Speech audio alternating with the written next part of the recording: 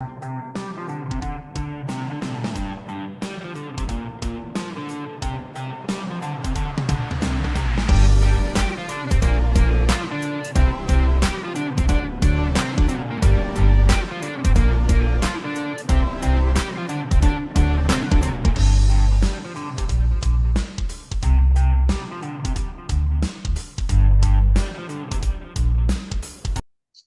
everyone, and welcome to Discover Rising Tides, How the Outside Makes the Inside Better. My name is Jean Gallagher, and I'm excited to be here today. And through Discover Rising Tides, we actually talk with women business owners to understand their journey and the importance of the outdoors and maintaining life balance. So I'm excited to introduce Denise Stegall and Healthy Living, Happy Life segment. And today we're talking about contentment, or being content in where you're at, and diving into the surprising pitfalls of feeling too content, because sometimes the comfort zone is where dreams go to die. So let's talk about this. Where do we start? I know it's pretty rough to say that, right? Yeah. Your comfort zone is where your dreams go to die. Oh my God. Like, all right, listen up, everyone. This is important, right?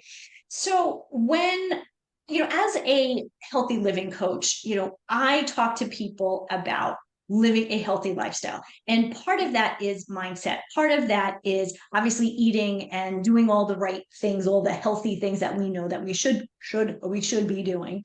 Sorry, I didn't mean to shoot on you there. But what I hear I've been shit on before. once or twice in life, right? Yeah. What I hear too often with potential clients, and even with clients before they get really into the meat of my program, Forever Wellness Lifestyle, is the phrase where they go, "Oh, I'm just content with the way I look. I'm content with my weight. I'm content with the way things are." So let me just kind of go and give the word content a definition. And essentially, when we say content, that means that things are absolutely perfect at this time, right now, right here. Perfect. However, we also know that nothing is ever perfect, that the one thing in life that is consistent is change. Mm-hmm. And if you're content, everything's perfect, everything is fine. That's the other word people say. Yeah, ladies, I know we say that a lot. Oh, it's fine. It's fine. It's not fine. What happens with content is it keeps us stuck in the same place. Content is easy. Content is easy. Exactly. Content means we don't have to change. We don't have to think. We don't have to step into a comfort zone. We can just be what we are right now. And if that was the case, we would still be 5 years old. I was very happy and content when I was 5. I had a great little life. Mom and dad did the laundry. They did the food prep. They did everything. I got a chance to run around outside and play. Hey, that was contentment, right? Everything was perfect because I was 5. But as I got older, things had to change. And so that's where I feel when I'm working with my clients, is when they get to this place where they feel they're content with the way they look. Not to say that you shouldn't look in the mirror and be like, "Oh God, I got all these wrinkles and my hair is a mess," all of that. That's not what I'm talking about. But when we look in the mirror and we're overweight and going in a bigger direction as opposed to a thinner direction, like, better way to say that, going towards obesity instead of away from obesity, or going away from health as opposed to closer to health. Maybe that's the better way to say it. So with content, and I had a conversation recently with somebody very near and dear to me who honestly needs to lose about 40 pounds. Now, it's not the number that's important, that number. What is important, however, is the BMI number. And I know some people are going to be freaking out at me like, "No, Denise, the BMI is not perfect." Nothing is perfect. We said that a second ago. But with BMI, if you are above a certain number, whether it's look at your weight, look at your BMI, you are moving away from health and towards sickness. Mm-hmm. So healthy living, happy life, what are we trying to do? I'm trying to help you move forward, move towards health and away from illness, sickness, disease, all of those things. So when I had this conversation with this person, and she said that she was content with the way she was. My husband's gained some weight too, and he likes the way I look. I don't feel bad. I feel fine. There's that word, that other word, fine. Mhm.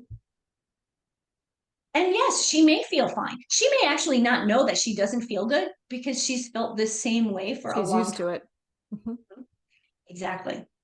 And the fact that she's content with the way her weight as it is frightening, because if she doesn't make any changes, she will continue to gain weight. We know it's harder as we get older.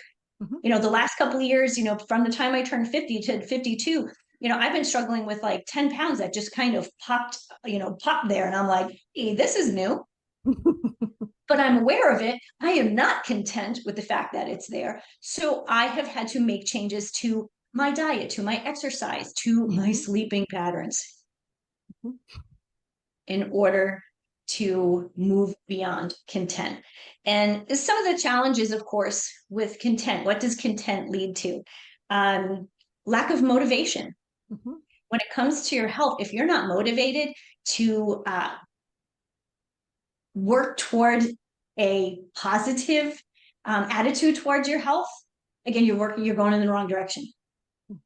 Um, it also helps you from kind of reaching those dreams. We said that a second ago to open this segment. Content is that, being in your comfort zone kind of is where dreams go to die. Now, when I was a kid, all through high school and college, I was an athlete. Now, were my aspirations to be in the Olympics? No, not necessarily. But my aspirations was to look like an athlete and to be able to perform as best as I can at my best level. And I was always achieving. So if I'm content with all of a sudden I'm not striving, I'm not moving forward, I'm not changing. And change, again, is that one consistent thing in life. So much of life happens, right? So as you were talking about when you are in school and you're achieving, you're wanting to be better, and then as we work through high school to college or beginning careers, we're always thinking about how can I do this better and willing to put ourselves out there. But after a while, what becomes difficult, maybe I'm just talking about myself here, but I don't think so. But what becomes difficult is that if there has been failure or something that hasn't gone well, or maybe we're just tired or afraid to put ourselves to do the work and say we're going to do something in case it doesn't follow through, we become gun shy for those what seem to be really difficult achievements. Absolutely. And, specifically when we're talking about our health, how many women, ladies, ladies that are listening, I know the answer to this. I'm just going to put this out there rhetorically. How many of you, us, have been on a diet or 2 or 5 or 10? So the diet culture has really changed our mindset and really kind of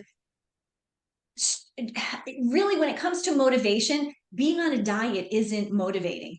It's restricting.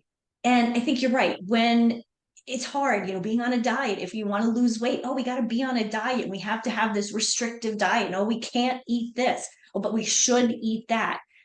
That is absolutely where I feel in the health world, where our motivation and being content kind of getting stuck in that comfort zone, because we've tried those diets and they don't work, or they work temporarily. We go crazy for 6 weeks and we don't eat anything but grapefruit and water, and yeah, exactly, we lose the weight, and then all of a sudden the 6 weeks is over and you go, okay, I've reached this weight, that this number that I was striving for, and now you stop the diet and go back to eating on in a healthy lifestyle, living in a healthy body.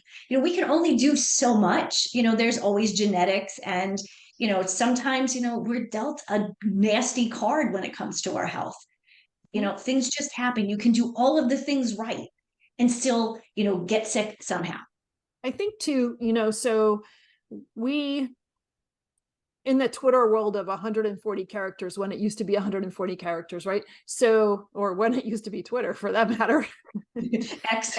Yeah, it's everything, things have changed. We want it, we aren't really willing to work for things. We want the one answer that's going to be the band-aid and fix it all. I noticed that, I've been working through some muscle issues. And so you do searches and you get all these videos and they say, well, this is the one thing you could do to fix this. So everybody's looking for the one thing rather than how can I vision myself and how am I willing to work through this challenge? Because if the one thing doesn't work, we're not going to do it. And then we just want that fix. Absolutely. And that's really why people go to supplementation. Like they go to these funky supplements, or, they go to the doctor and they want a prescription, or, something crazy. And again, that's, that is really, it fuels itself, this supplement says that it's going to do all of these great things for you. And this liver cleanse will do XYZ and you'll lose 20 pounds. All of these things are quick, what we think are quick fixes. They're easy, but none of them actually work. There may be some science behind it, but the percentage of weight people have lost is so small. Mm-hmm. And what tends to happen too with these, I'm picking on supplementation, supplements, is they're like, oh, well, this one didn't work, but you know what? This one's only $20 a month. I'll try that one. And so we're kind of getting, again, we get into this cycle of we're kind of trying to do something, but we're not really motivated to do the actual thing that's going to work. The hard work. The hard work. Because you have to go through change. Mm-hmm. And if you want to have this different situation at the end of the trip, you are going to be a different person. You're going to have different habits, and working through and changing the habits is just hard. It's like slogging through the mud, and it can be discouraging. And it's like setting goals for anything. You're going to have that excited period, the honeymoon period. And I talk to people about this when they're setting financial goals. There's a honeymoon period and you're all excited, and then you derail yourself, and then, well, this isn't going to work. So somehow you have to pick yourself back up and put yourself back on that wagon again and just work through the hard parts. Right. And this is exactly where working with a coach or a planner makes sense. Accountability. Exactly. The accountability, the support. And sometimes it's the conversation. You could be stuck about something could be, kind of sticky in your mindset, and it could just be the simplest thing. And you go have a conversation with a coach or a planner, and you go, okay, and then you can move forward. Mm-hmm. So I really believe that, none of us were here or on this planet to be alone. We grew up, or, humanity started in tribes, right? We're tribal. We're meant to love and support and care and uplift each other. And that, especially when it comes to changing habits, healthy habits, and creating new ones, getting rid of the not so healthy habits and replace them with the healthy habits. You need support. Mm-hmm. And being content is an excuse to stay in the same place as you are right this moment. Mm. Yeah. Can you say that again? Being content is an excuse to stay in the same exact place where you are today. Yes, the excuse. There's always an excuse. Reason and excuse are two different things.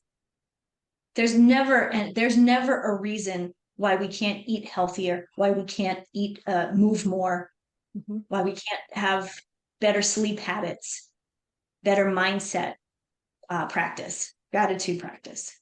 There's absolutely no reason. We can have lots of excuses though.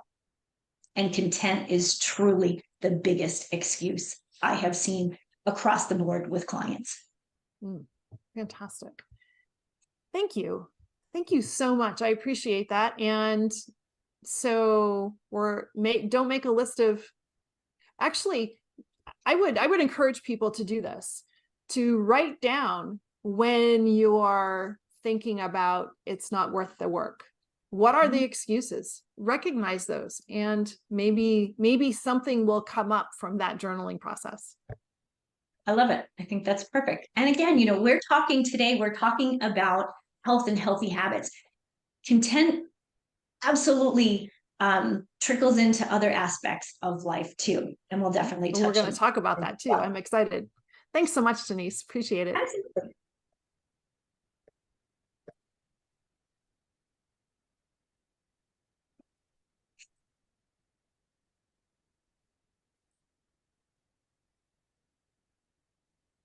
Hello, everybody, and welcome. Hello, everyone, and welcome.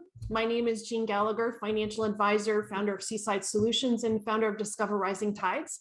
Welcome to show 31. We're going to call it 31A, and it's a special segment today on Discover Rising Tides, how the outside makes the inside better, where we explore the importance of the outdoors and maintaining life balance. And through this series, we typically do talk with women business owners that understand their journey, and today we're turning the tables a little bit. And so first, before we get that far, you're also, as normal, going to be hearing from Lynn Schuster-Williams, author and coach, in her segment Rising Up. But first, I'm going to introduce our guest, who is actually going to be the host, Gage Bach. Hi, Gage. Hi, Jane. Hi, everyone. So Gage, let me read her bio and then we'll get going here. Gage Christine Bach is a professional coach who works with courageous, creative, and out-of-the-box leaders and artists who are ready to see what they're capable of creating in the world. With a master's degree in spiritual psychology, a diverse array of leadership experience, and a background in nature-based soul work, and 10 years of coaching experience, she blends the practical elements of goal achievement, leadership skills, and effective communication with a keen emotional intelligence. Trickery. Did I say that right? Trickery. Oh, there's an S in there. Trickstery. Okay. Trickstery, humor, and creative prowess. Her specialties include helping clients get clear view on their why, and then going out and living that why in the world. And when she's not coaching, she can be found running, reading, wandering in nature, and making some creative thing up in the northern coast of California. And I'm excited, and also I'm a little nervous because I'm not going to be in control here. And I want to just take a moment, because typically when I have a guest, it's about talking about their business. And I just want to talk to you about yours for 2 seconds, because you are my business coach. And I am very proud to have you here. And you are amazing. So at some point in time, I'd like to switch it the way it's supposed to be and have you as a guest, because I think that your skills as a coach, you've made me realize some incredible things over the last 4.5, 5 months that we've been talking, and we've known each other. We've had interaction for a few years in the past as well. So I want to thank you for your insight and how you've helped me. Well, Jean, it's a real honor to be here with you today and to get to be in the tables turn position and get to be interviewing you on your own podcast. So I'm really excited to be diving in with you here today. Good. Well, thank you. Thank you. There's not many people that I'm going to trust and give up the controls to ask me questions. So here we go. Woohoo! Here we go. Wow. Are you ready? Are you ready to do this? I think so. We're good. All right. Okay. So what I would love to ask you, and I think the viewer or your podcast people would love to know too, is like, tell me about your background. So it's always been in front of people and customer service based. I started in the restaurant business so long ago, as many people start their careers in some sort of food service. But I stuck with it for a long time. And my husband and I ran a couple of ran an inn and a restaurant in Maine. And I'm from Maine originally, displaced a little bit out here in California, but the heart still in Maine. And so through a long period of time in the restaurant business, he was the back of the house, I was the front of the house.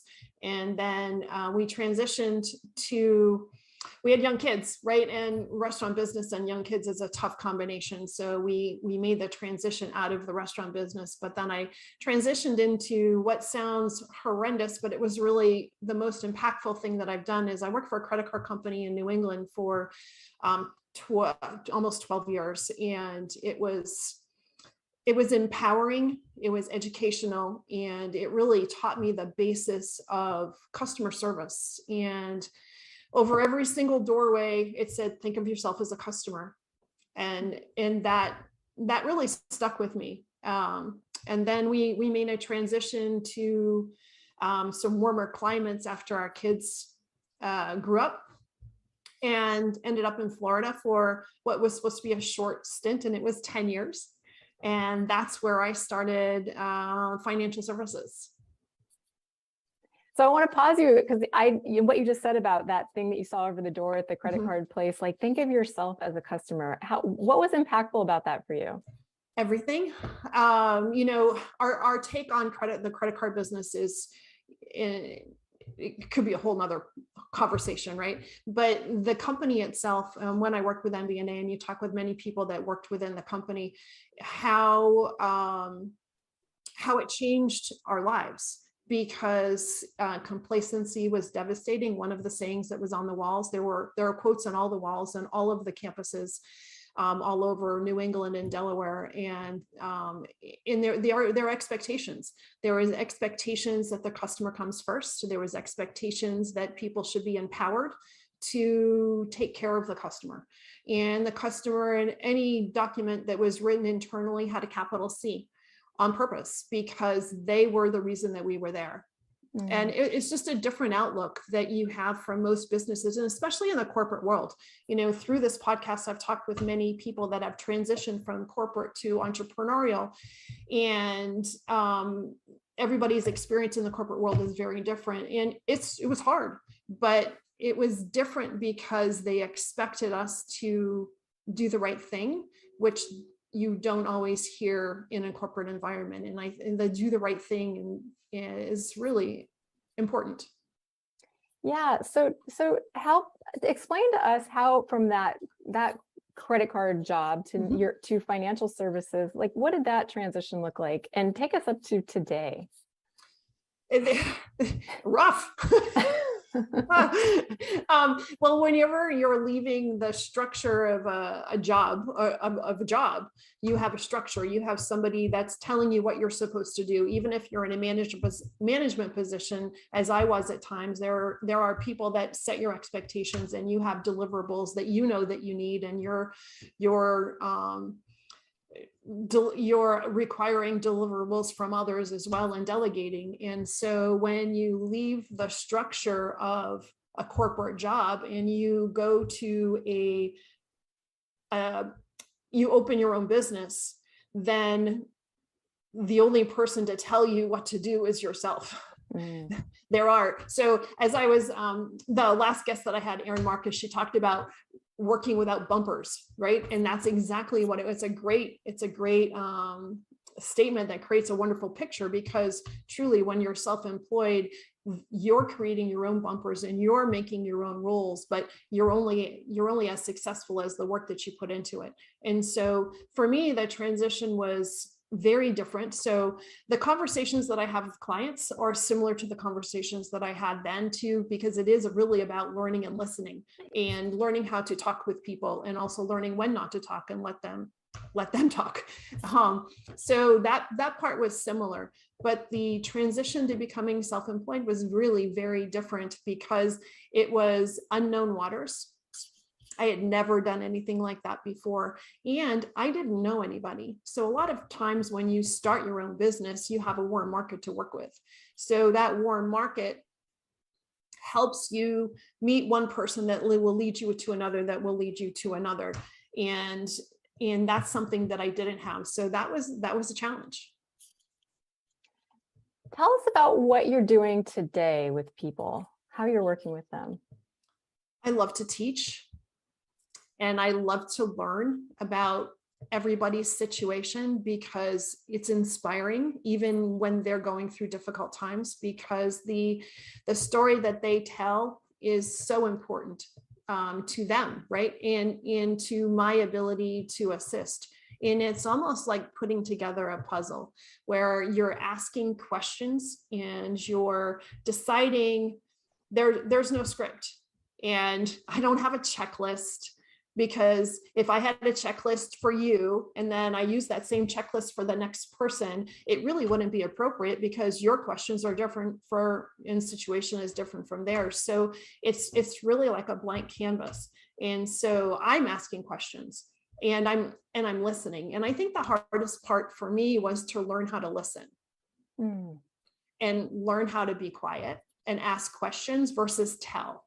And I think a lot of times people, when they're having a conversation, or maybe if it's more of an A personality, you're telling people things and because you want them to know what's right for them. And so, but if you're telling them, they're not necessarily absorbing the concept. And it's so important that you ask questions and then you listen. And then instead of, have you ever, when you've talked to people, you ask a question and in the back of your head, you're thinking about the next question you're going to ask, but you're not listening to what they're saying? That was a really hard thing for me to learn, to not worry about what my next response was going to be, but to actually listen to determine what my next response would be based on what they just said. And what's helped you to slow down enough to like really do that listening? To suck a few times. Right? Like all of us, yeah. Yeah, right. Exactly. Yeah. So when I think self-reflection, when you come out of a conversation and you realize, well, I should have asked this, or I don't know the answer to this. Now I have to go back and I have to ask this question because I have a void of information that will make a difference in my decision or my recommendation.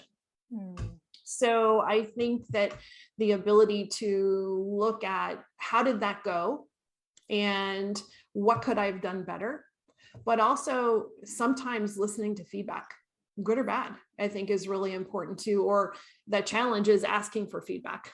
That's always uncomfortable because you don't know what's going to come at you.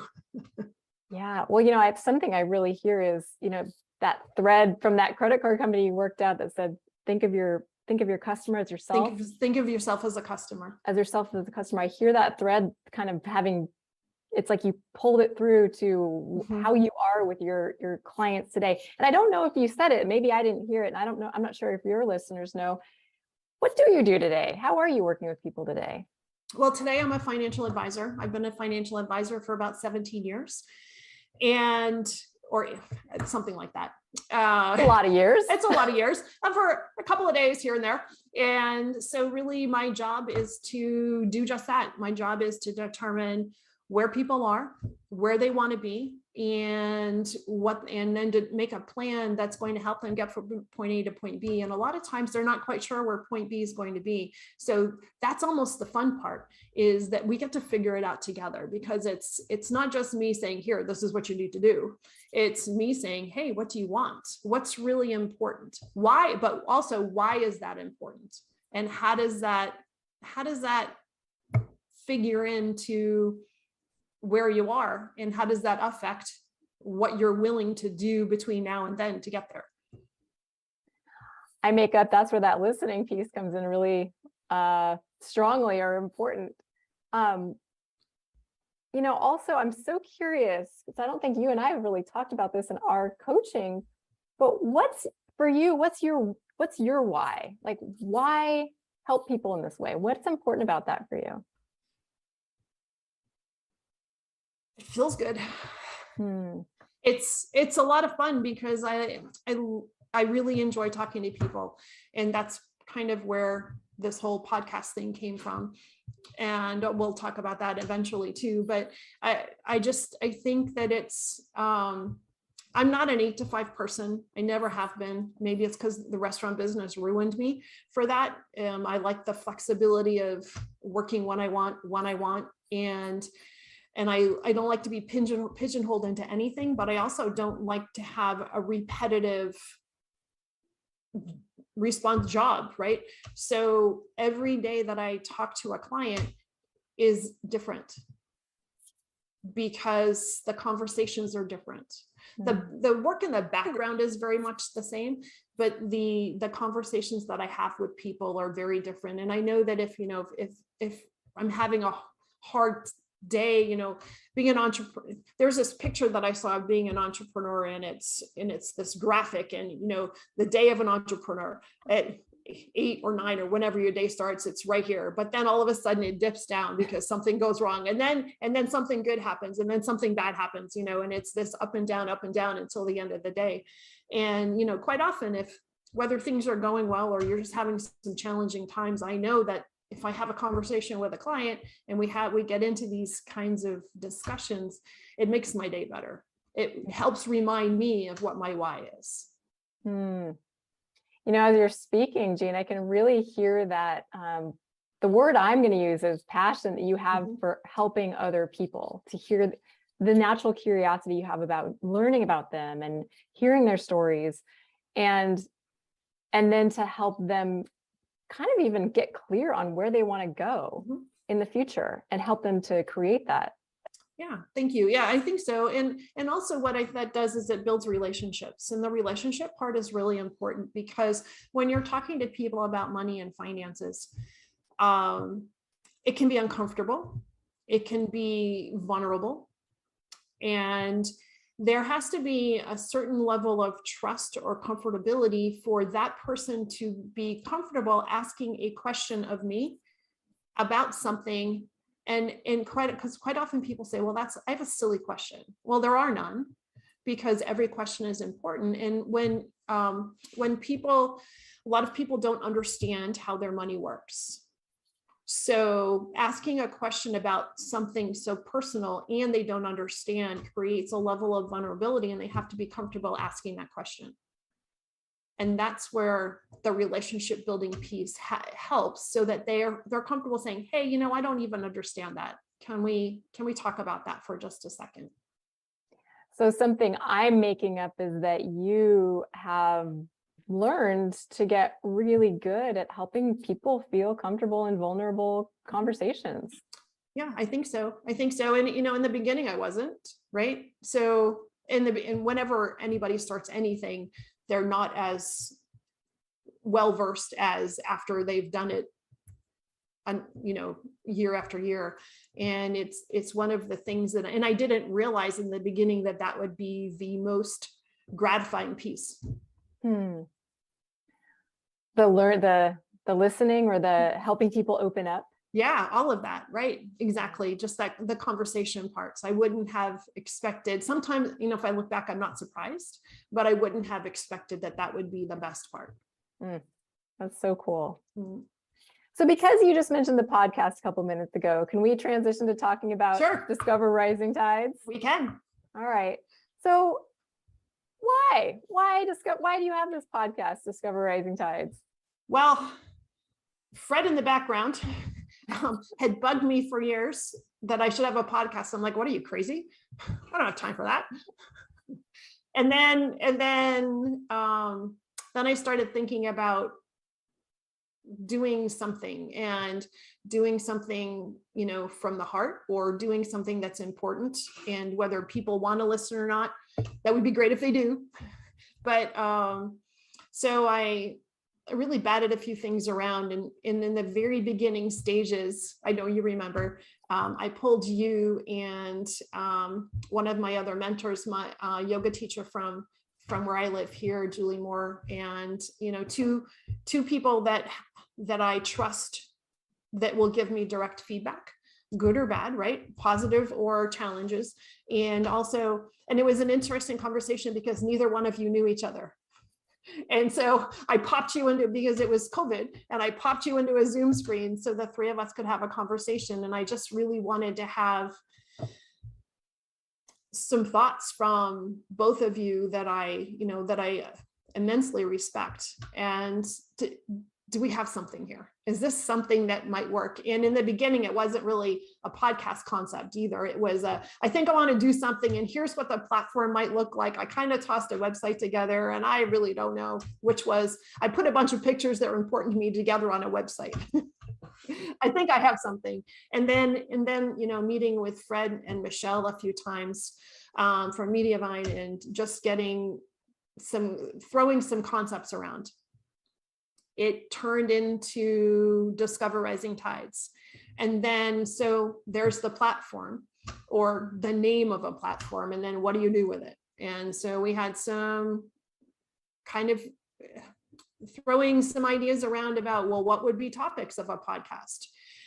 And you and I had I think you had emailed me or something, and it was like, oh my God, I need to talk to you anyways, or something happened like that. And I said, I've got to figure this thing out. And you just, because you're really good at asking questions, you asked me a lot of questions, and all of a sudden this concept of how the outside makes the inside better just bloomed out of wherever it was hiding. And there we are. I want to pause you and ask you about that, because I know the tagline for your podcast is how the outside makes the inside better. Mm-hmm.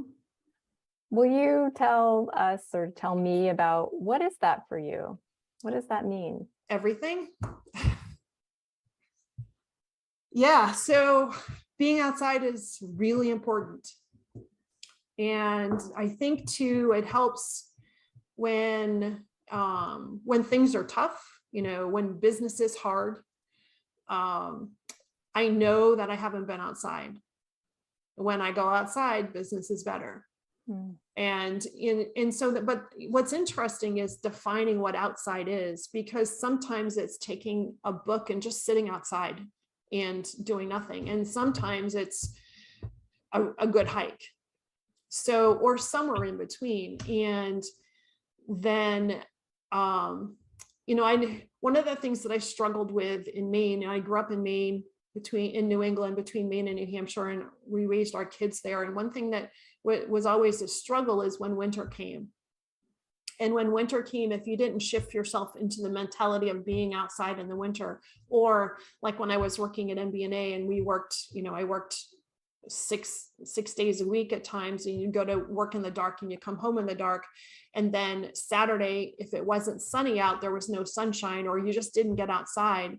And so now it's a whole week where you haven't been outside, and it just feels difficult.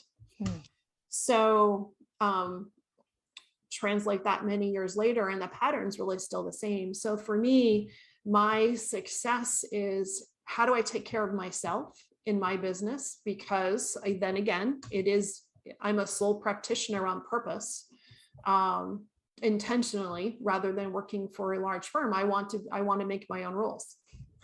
And so I really want to be outside and to manage myself, but I had to learn that.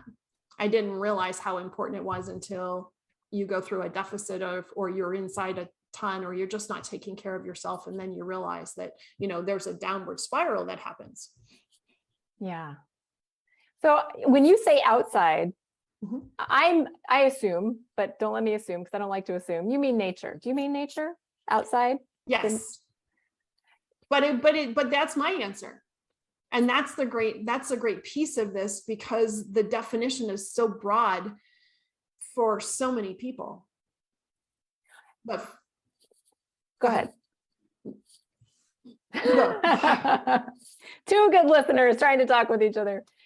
What do you personally, what I want to ask is, what's your personal relationship with nature like?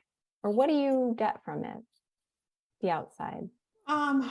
I get what it gives, and it depends on what I need, right? So sometimes, for me, mountains, trees, and water and sand.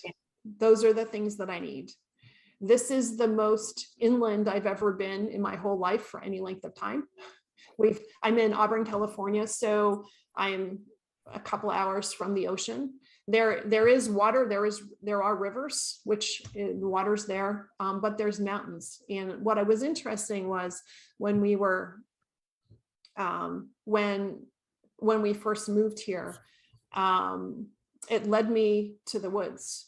And I realized that the woods was doing as much rejuvenation as the sand and the water always has done for me.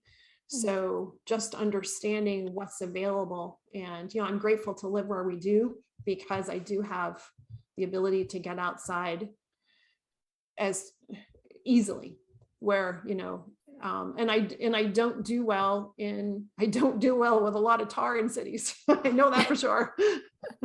Nice to visit, a lot of tar in cities. Nice to be there, nice to visit, but I can't. Yeah, I can't. That's clear. I just can't. What's one of the, I know from our conversations that you do spend a lot of time outside, and how important that is to you. Can you think of, or what is one, let's say, lesson that you've taken or received from your time outside, from your relationship with nature, that actually applies to your business? Ooh, that's a good question. I think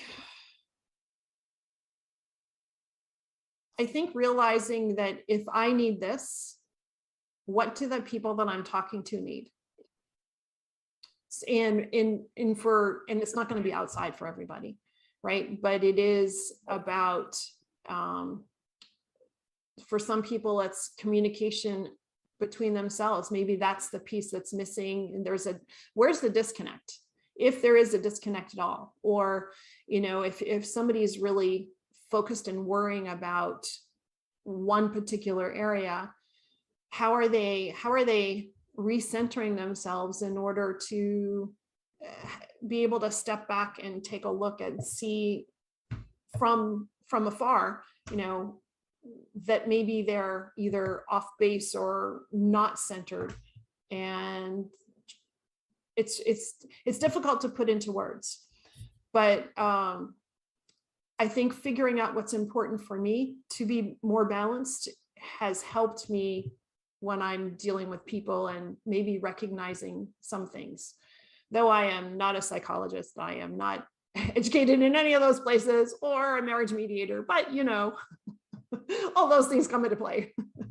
Yeah, and I one of the things that I love about you and working with you, Jean, is that curiosity and that deep listening and that time for self-reflection that you take. And again, I make up that the people that you get to talk with, or that get to talk with you every day, you're offering this time for reflection in whatever ways that is important to them, and helping them to really kind of dig down in what's most important for you around their money, or around money, and then what that means for their future. Yeah, but I also don't want to mislead people, because taking time is hard. And I don't meditate well. So I don't want people to think that, oh, I've got it all going on, because I certainly don't. And so being quiet is really difficult for me. And so it's a challenge, right? So I think that sometimes it's the hard things that we really need the most, but it's being outside does bring that piece of, and there's sometimes where it is, like I said, just sitting and reading a book outdoors, or sometimes it's doing something more physical, or just going for a walk. But sometimes it's difficult to get out there. And that's part of the challenge, because, I'll work hard. I'll all of a sudden it'll be a 10-hour day, and I'll realize that I haven't even opened the window. So those are the times that you just have to realize that, or I'll notice it the next day. That's usually what happens. For a really long day, and then the next day I'm like, oh, this isn't working well. Well, no wonder. And in those moments, what helps you actually just, okay, I need to get outside? I'm feeling dragged down. Or I'm feeling unfocused, or I can't seem to scratch anything off the to-do list, because I just maybe scattered. And so I have to do something. I have to step away in order to be more focused when I come back.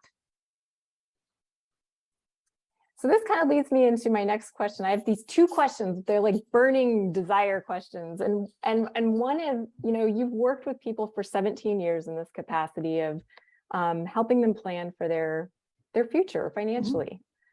What are maybe 1 to 3 tips that you'd give to someone that maybe was just starting off thinking about their money, their finances, and how to plan for their future? Have somebody to talk to that's impartial. Don't be afraid to ask questions. Don't be afraid to say, I don't understand, or I don't know what that is. And do things one step at a time, but figuring out what those steps are, that's where it's important to have somebody to sit down with to align the steps. Because a lot of people think they're going to do a little here and a little here and a little here. And now all of a sudden there's no focus. And so when there's no direct focus, that also means that you're probably not checking off a win. And so mentally, it's like dieting and exercise. It's very similar. If you're, it's hard to change your habits. In the first couple of weeks, it's like the honeymoon. You're really excited and things go well. And then after week 2, or maybe week 1, everybody's different. It's just drudgery, and getting past it to become a habit is the hard part. But there has to be, you have to have some sort of self-recognition of, oh, I did this well, not, oh, I can't do this. So if you're always looking at it as a negative, it's always going to be a negative, and you're not going to be able to overcome. But if you can identify and play games with yourself, oh, here's a little win here, here's a little win there, and start to be able to check the boxes that were pre-planned, it's going to be easier to see the next step, but also see the results. And I think that people don't understand or don't recognize the small things enough because the small things add up to the big things. Yeah. And I hear you talking about kind of habit change almost, when what's a tip that you would give for someone that is kind of creating this new muscle around creating a new habit? Be kind to yourself and how you talk to yourself about the new habit. And because I think that we can be very negative on ourselves as we're going through. So it's important to listen to your self-dialogue. But also, is the goal that you're attempting, how big is it? And are you trying to do the whole thing at once? Or can that goal be broken down into smaller steps? So then again, you can accomplish in order each thing individually and celebrate that. You sound like the perfect coach to help to walk with the right person down this path. And this maybe should come at the end, but I want to ask now, are you open to having conversations with people around Absolutely helping? Yeah. And do people know how to find you easily? And if not, how can people find you? Well, let's figure that out. So as I would tell people, we'll put it in the show notes. Great. Yeah. So people can reach out to me in a couple of different ways from the Discover Rising Tide piece. So if you'd like to be a guest on the show, if you're a women business owner and you utilize the outdoors in any way, I'd love to talk to you about your journey and talk about where how you started, where you are, and what gets you there, and in what helps you stay balanced. And so you can reach out to hello@discoverrisingtides.com. And if it's on the financial services side, I would love to talk to anybody that has questions. And my website is seasidesolutions.net.